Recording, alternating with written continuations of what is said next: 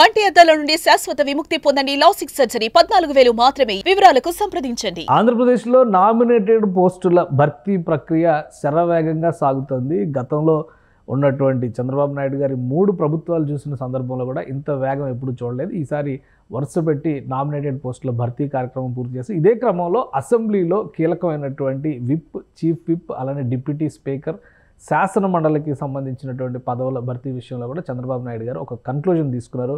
ఈ క్రమంలో 16 మందికి అవకాశాలు దక్కినాయి అసెంబ్లీలో. ముందుగా చీఫ్ విప్కి సంబంధించినటువంటి నియామకం, దాంతోపాటు 15 మంది విప్పుల్ని గవర్నమెంట్ అపాయింట్ చేసుకుంది. అంటే ఇప్పుడు ఎన్డీఏ కూటమి మీటింగ్ తర్వాత ఒక కన్క్లూజన్ ఇచ్చారు దీనికి సంబంధించి. అదే క్రమంలో ఆ జాబితాను కూడా రిలీజ్ చేశారు. ఎవరెవరికి ఏ పదవులు దక్కినా ఒకసారి పరిశీలిద్దాం. రాష్ట్రంలో వివిధ నియోజకవర్గాల నుంచి అంటే ప్రాంతాల వారీగా చూసేటువంటిప్పుడు సమతుల్యం, అలానే సామాజిక సమీకరణల విషయంలో కూడా సమతుల్యం. ఈ రెండింటిని దృష్టిలో ఉంచుకొని సీఎం చంద్రబాబు నాయుడు దీనికి సంబంధించినటువంటి నియామకాలని కంప్లీట్ చేశారు. ఒకసారి చూద్దాం. జీవి ఆంజనేయులు అంటే గొనుగుంట్ల వెంకట శివరామ సీతారామ ఆంజనేయులు వినుకొండ ఎమ్మెల్యేగా టీడీపీ నుంచి గెలుపొందారు. ఆయనకి చీఫ్ విప్గా అవకాశం కల్పించింది చంద్రబాబు నాయుడు ప్రభుత్వం, కూటమి ప్రభుత్వం. అలానే ఇక్కడ చూస్తే ఆదినారాయణ రెడ్డి యాక్చువల్గా మంత్రి పదవిని ఆశించారు. అయితే ఆదినారాయణ రెడ్డి బీజేపీ జమ్మలమడుగు నుంచి ఎమ్మెల్యేగా గెలుపొందినటువంటి నాయకుడు, ఆయనకి విప్గా అవకాశం ఇచ్చారు. అలానే మిగతా పార్టీలో ఉన్నటువంటి మిగతా నాయకులకు కూడా సామాజిక సమీకరణల రీత్యా 15 మందికి విప్ పదవులు దక్కినాయి. ఎందుకంటే నంబర్ చాలా పెద్దది. మొత్తం 164 మంది సభ్యులు అధికార పక్షంలోనే ఉన్నారు కాబట్టి ఎక్కువ పదవులు దక్కినాయి. మొత్తం 15 విప్ పదవులు, అలానే ఒక చీఫ్ విప్ పదవి. ఈ జాబితాలో 16 మంది ఉన్నారు. సో ఆ లిస్ట్ ఒకసారి చూద్దాం. అరవ శ్రీధర్ జనసేన పార్టీ నాయకుడు, రైల్వే కోడూరు నుంచి ఎస్సీ రిజర్వ్ నియోజకవర్గం నుంచి గెలుపొందారు. ఆయన విప్గా అవకాశం దక్కించుకున్నారు. ఇక అశోక్ బెందాలో ఇచ్చాపురం నుంచి గెలుపొందినటువంటి నాయకుడు తెలుగుదేశం పార్టీ అభ్యర్థిగా, ఆయనకి విప్గా అవకాశం దక్కింది. బొలిశెట్టి శ్రీనివాస్ తాడేపల్లిగూడెం నుంచి జనసేన పార్టీ నుంచి గెలుపొందినటువంటి నాయకుడు, ఆయనకి విప్గా అవకాశం ఇచ్చారు. బొమ్మిడి నారాయణ నాయకర్, ఆయనకి నరసాపురం నుంచి గెలిచారు జనసేన పార్టీ నాయకుడిగా, ఆయనకు కూడా విప్గా అవకాశం దక్కింది.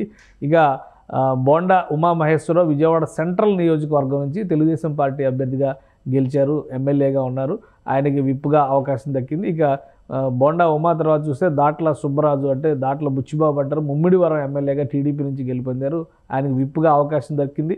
యనమల దివ్య, ఆమె మొదటిసారి ఎమ్మెల్యే అయినప్పటికీ కూడా తుని నియోజకవర్గం నుంచి గెలిచారు టీడీపీ అభ్యర్థిగా, ఆమెకి విప్ పదవి దక్కింది. ఇక డాక్టర్ థామస్కి అవకాశం దక్కింది. Gangadhara Nellore reserved constituency Telugu Desam party ఉమ్మడి చిత్తూరు జిల్లా పరిధిలో నియోజకవర్గం ఇది, ఆయనకి విప్గా అవకాశం దక్కింది.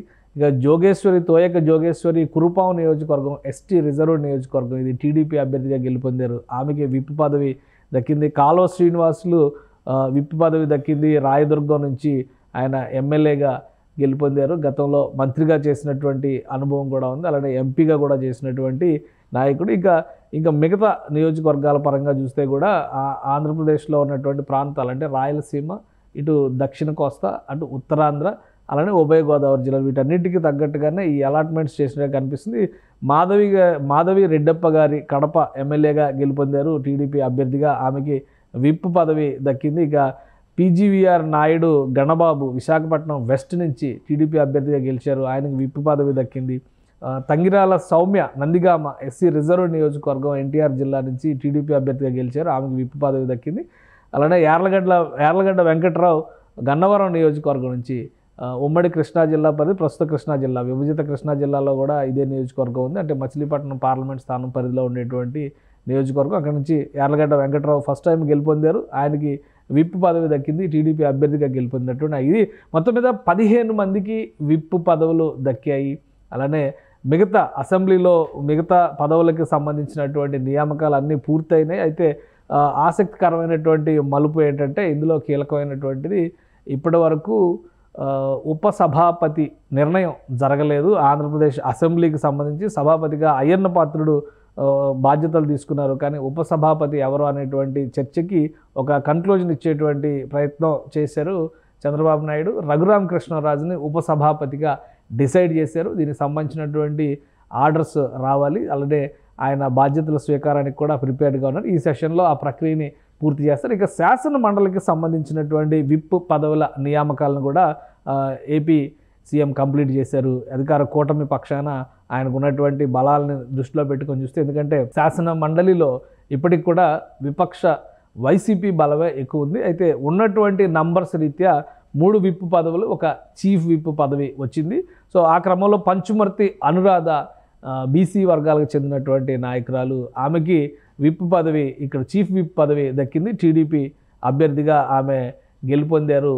స్థానిక సంస్థల కోటాలో మొదట తిరుగుబాటు. ఒక విధంగా చెప్పాలంటే చంద్రబాబు నాయుడు విపక్షంలో ఉన్న సందర్భంలో, తెలుగుదేశం పార్టీ విపక్షంలో ఉన్న సందర్భంలో వైసీపీ పైన సాధించినటువంటి మొదటి ఎమ్మెల్సీ ఎన్నికలో పంచుమర్తి అనురాధ గెలిచారు. అక్కడి నుంచి గ్రాడ్యుయేట్స్ కోటాలో కూడా తెలుగుదేశం పార్టీ విజయబావుట ఎగరేసింది. ఆ పరంపర అసెంబ్లీ ఎన్నికల వరకు కొనసాగింది. సో పంచుమర్తి అనురాధకి చీఫ్ విప్ పదవి తెలుగుదేశం పార్టీ నాయకురాలు శాసన మండలిలో ఆమెకు దక్కింది. ఇక మిగతా విప్ పదవుల విషయంలో వేపాడ చిరంజీవిరావు గ్రాడ్యుయేట్స్ కోటాలో తెలుగుదేశం పార్టీ నుంచి ఉత్తరాంధ్ర నుంచి గెలుపొందినటువంటి నాయకుడిన ఆయనకి విప్ పదవి దక్కింది. కంచర్ల శ్రీకాంత్ రాయలసీమ, దక్షిణ రాయలసీమ నుంచి గెలుపొందినటువంటి పట్టభద్రుల నియోజకవర్గంలో గెలుపొందినటువంటి నాయకుడు, టీడీపీ నాయకుడు, ఆయనకి విప్ పదవి దక్కింది. ఇక 4వ పదవి జనసేన పార్టీకి ఈ మధ్య రీసెంట్గా ఎమ్మెల్సీగా ఎన్నికైనటువంటి నాయకుడు పిడుగు హరిప్రసాద్కి దక్కింది. ఎమ్మెల్యేల కోటాలో ఎమ్మెల్సీగా ఎన్నికైనటువంటి నాయకుడు ఏకగ్రీవంగా ఎన్నికైంది, ఆయనకి విప్ పదవి దక్కింది.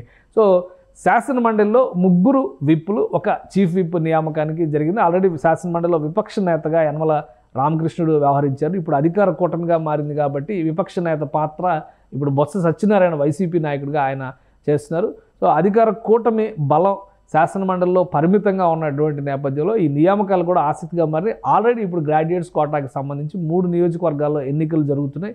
ఇవన్నీ కూడా కూటమి అభ్యర్థులే గెలిచే అవకాశాలు ఎక్కువగా ఉన్నాయనేటువంటి అంచనాలు వేస్తున్నారు. సో మొత్తం ఈ అపాయింట్మెంట్స్ అన్నింటిలో కూడా ఆసక్తికరంగా ఉన్నటువంటి అపాయింట్మెంట్ రఘురామకృష్ణరాజు ఉండి ఎమ్మెల్యేగా గెలుపొందారు, మంత్రివర్గంలోకి వస్తా అన్నారు, వచ్చే అవకాశాలు ఉన్నాయనేటువంటి ప్రచారం ఎక్కువగా జరిగింది. కానీ చివరి నిమిషం వరకు ఆయనకి ఏ పదవి దక్కలేదు. ఫైనల్గా స్పీకర్ పోస్ట్ అనేటువంటి చర్చ కూడా జరిగింది. ఇప్పుడు డిప్యూటీ స్పీకర్ పదవిని రఘురామకృష్ణరాజుకి వరించబోతుంది. ఎందుకంటే చంద్రబాబు నాయుడు గారు సీఎంగా ఆయన నిర్ణయం ఆల్రెడీ తీసుకున్నారు. ఈ సెషన్లో దీనికి సంబంధించినటువంటి ఆర్డర్స్ వస్తే డిప్యూటీ స్పీకర్ పదవిలో రఘురామకృష్ణరాజు కూర్చోవడం ఖాయంగా కనిపిస్తోంది.